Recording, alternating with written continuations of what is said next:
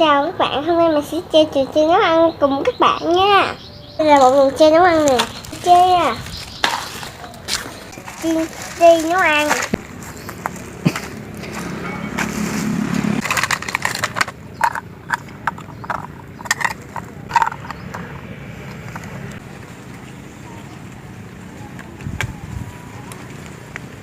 Đây là cây muỗng, đây là cái tường với trứng. Còn đây là cây dao.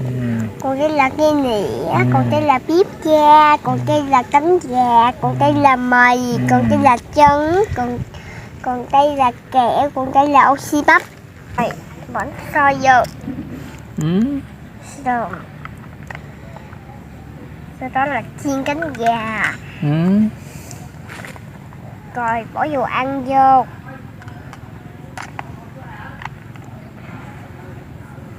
Dở ra cho các bạn coi coi. Đây là mì trứng rất là ngon. Còn đây là cánh gà chiên nước mắm hay gì đây? Phú Quý mới ngày đầu tập nấu ăn hơi tay chân hơi lộn cộn nha các bạn. Có gì các bạn thông cảm cho Phú Quý nha. Nấu từ từ là sẽ ngon thôi.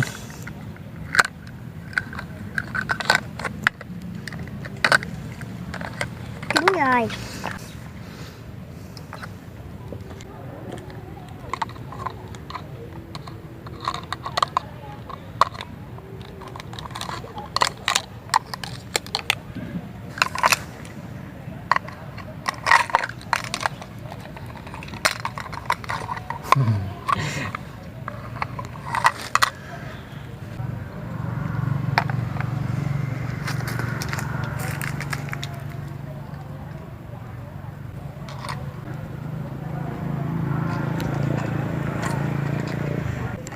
Chín hết rồi.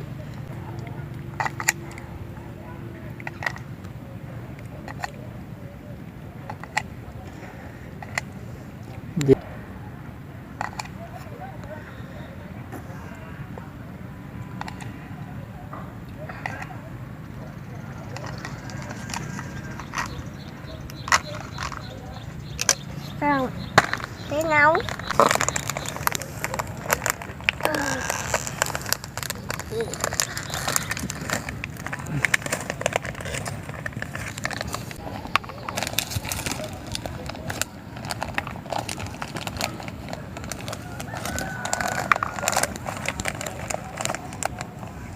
Nay mình sẽ nấu món oxy bắp nha các bạn. Rồi món tiếp theo là kẹo xào giò nha các bạn.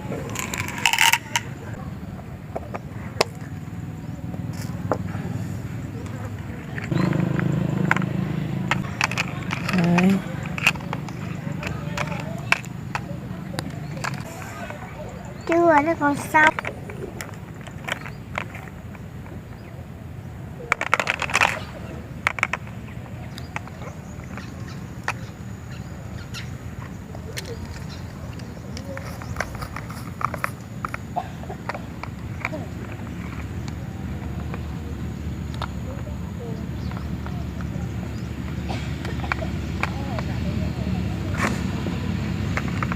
Xin mời các bạn ăn cùng mình nha.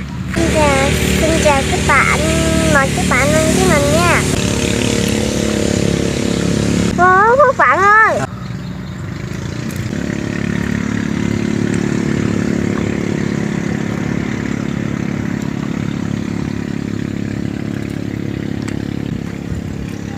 Cái món tiếp theo nha các bạn, kẹo thằng chua ngọt các bạn. Rồi ăn đi.